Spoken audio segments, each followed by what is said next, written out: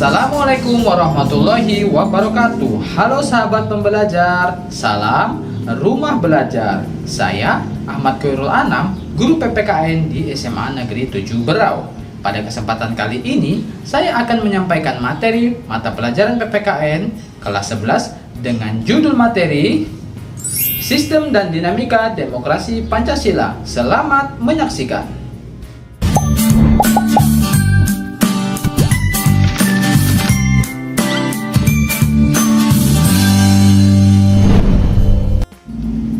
Hai anak-anak, salam semangat. Bagaimana kabarnya kalian hari ini? Semoga kesehatan, kebahagiaan, dan semangat belajar selalu kita dapatkan. Pada pertemuan kali ini, kita akan membahas materi bab 2, yaitu Sistem dan Dinamika Demokrasi Pancasila.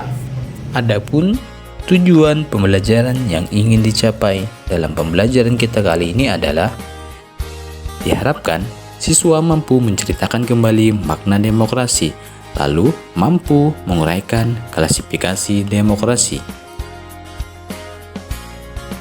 Baik, sebelum kita membahas materi ini lebih lanjut, pasti kalian sudah sering mendengar kata demokrasi. Lalu, apa sih sebenarnya demokrasi itu? Sebagai langkah awal, silahkan kalian lihat video berikut ini.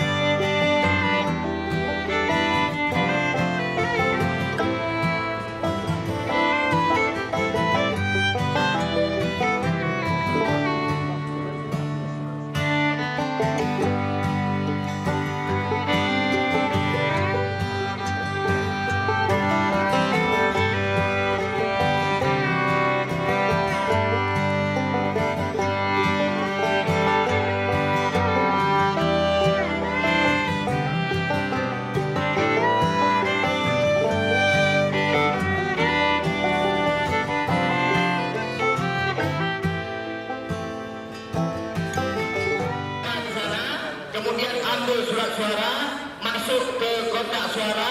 Ini kita sudah laksanakan 2 kali, betul? dulu kita laksanakan di belakang.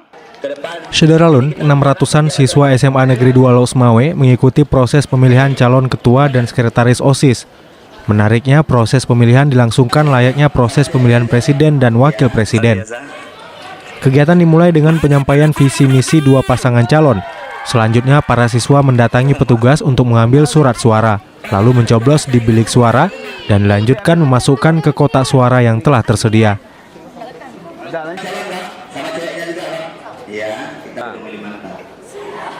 Sebelum meninggalkan tempat, mereka juga wajib memasukkan kelingking jarinya ke tinta guna menandakan telah mencoblos.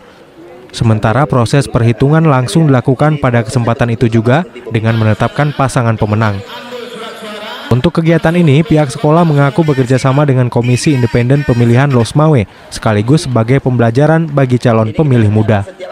Jelas ini bagi anak SMA yang merupakan pemilih pemula khusus untuk kelas 3, ini merupakan wahana atau ajang pendidikan berpolitik mereka dalam skop kecil. Tapi ini bisa dikembangkan untuk skop besar untuk masa yang akan datang setelah mereka menjadi alumni SMA. Dari Losmawe, Saiful Bahri, Serambi On TV.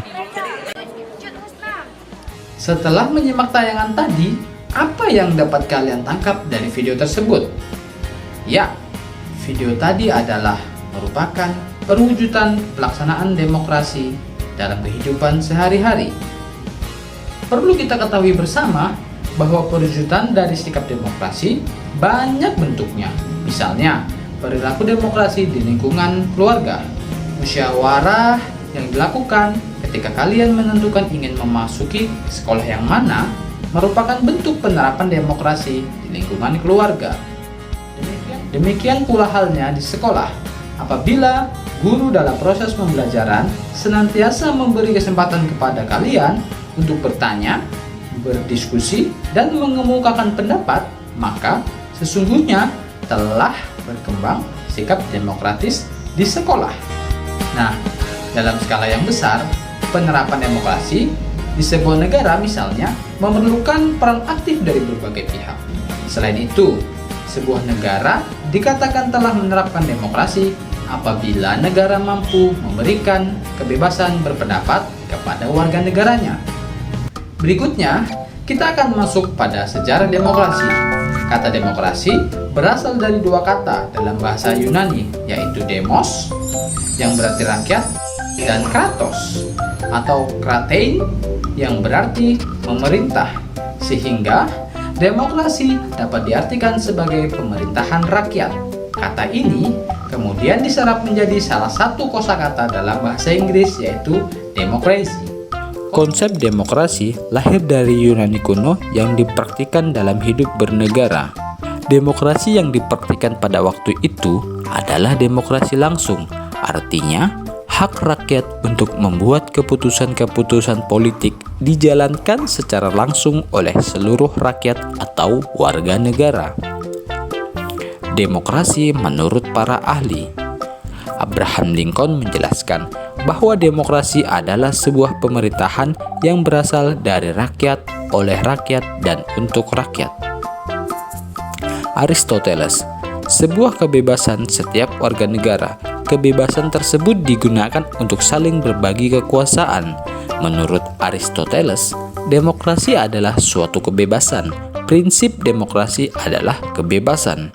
Hal itu karena hanya melalui kebebasanlah setiap warga negara dapat saling berbagi sebuah kekuasaan di dalam negaranya sendiri. Sedangkan menurut Kamus Besar Bahasa Indonesia, demokrasi merupakan istilah politik yang berarti pemerintahan rakyat.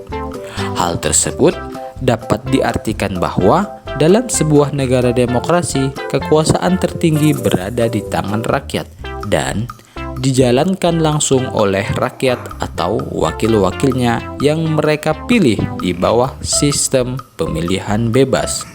Nah, sekarang kalian sudah memahami mengenai sejarah dari demokrasi. Berikutnya, kita masuk pada pembagian atau klasifikasi demokrasi. Pelaksanaan demokrasi di dunia pada dasarnya dibagi menjadi 3 bentuk besar, yaitu 1.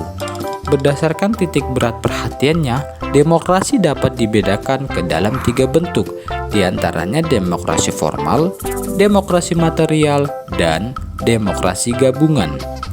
Yang kedua, berdasarkan ideologi. Berdasarkan ideologi yang menjadi landasannya, demokrasi dapat dibedakan ke dalam 2 bentuk, yaitu demokrasi konstitusional dan demokrasi rakyat. Ketiga, berdasarkan proses penyaluran kehendak rakyat. Menurut cara penyaluran kehendak rakyat, demokrasi dapat dibedakan ke dalam 2 bentuk, yaitu demokrasi langsung dan tidak langsung, atau biasa disebut dengan demokrasi perwakilan. Nah, anak-anak, kalian telah menyaksikan materi kita mengenai sistem dan dinamika demokrasi Pancasila. Berikutnya, untuk lebih memahami dan mendalami mengenai materi tadi, silahkan kalian menjawab pertanyaan-pertanyaan berikut ini.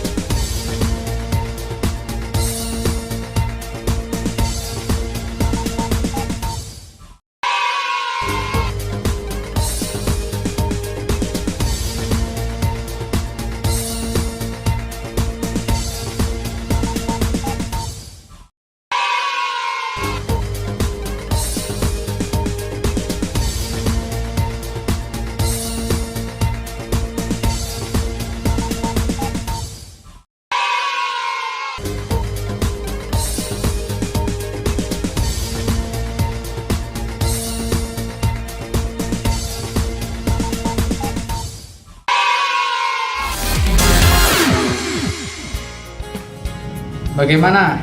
Tentunya kalian bisa menjawab dengan baik kan pertanyaan tadi? Oke, kita telah sampai dalam akhir pembelajaran.